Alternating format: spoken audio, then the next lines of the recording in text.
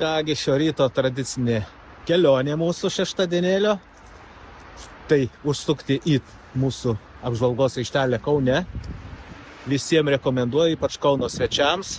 Tai bene pati gražiausia vieta matomas Kaunas iš viršaus. Gal yra kažkokių dar gražių vietų, bet aš tokių nepastebėjau. Man jinai šita gražiausia. Nu ir ką, judėsim dabar vėl link Aleksoto turgelio.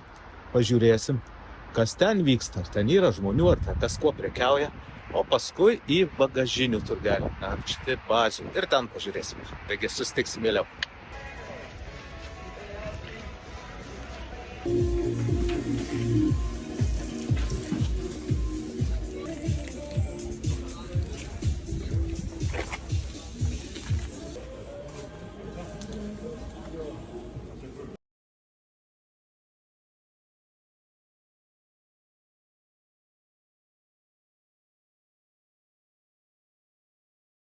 Nu ką, šaltalankių pasimėm, arbatėliai bus labai gerai, labai fainai, taigi praėjom. Įdomu, klausimą turiu.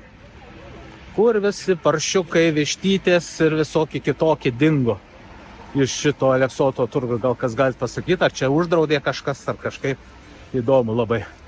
Grybai.